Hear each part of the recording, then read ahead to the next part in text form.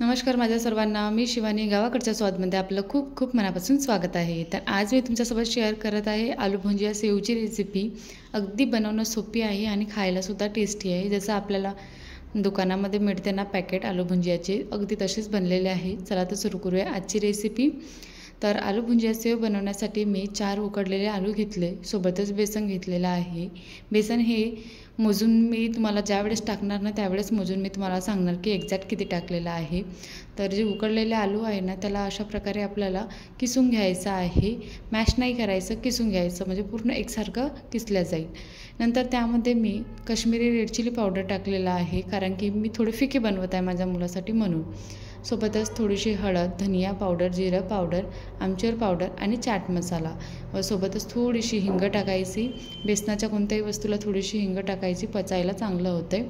आणि नंतर थोडंसं काळं मीठ टाकलं आणि अगदी थोडंसं साधं मीठ टाकलं आहे.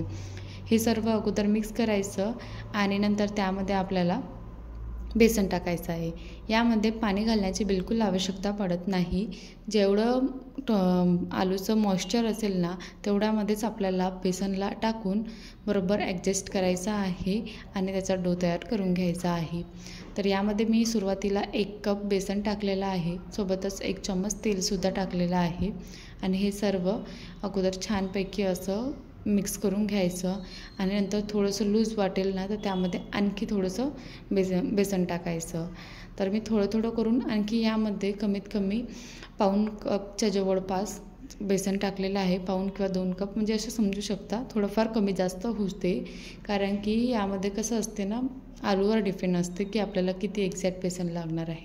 छान असा सॉफ्ट डो तयार करून घ्यायचा आहे.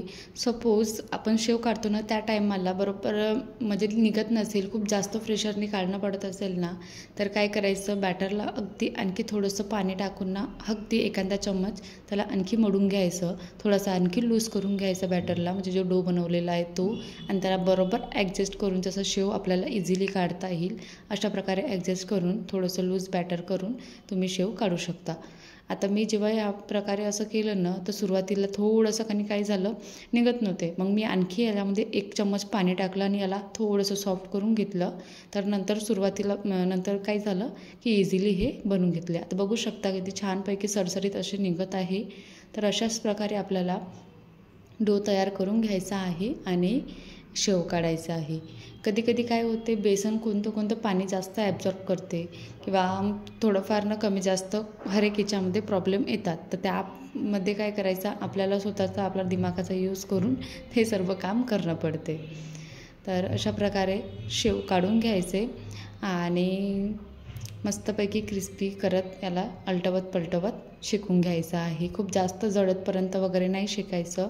थोडं बारीक आणि बघा वरचे जे बबल्स आहे ना कमी झालं तेलाचे की ते काढून घ्यायचं, कारण की जास्त अगर वेळ ठेवलं ना तर ते असं करपतात आणि मग कडसट मारतात शेव.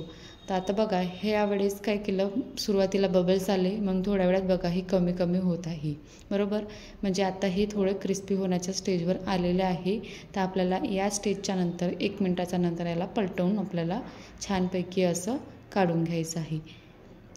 तर अशा प्रकारे बाकीचे पण मी शेव काढून घेतले आणि यामध्ये मी इतक्या प्रमाणामध्ये 2 कपच्या बेसनमध्ये इतक्या प्रमाणामध्ये तयार करून घेतलेले आहे शेव.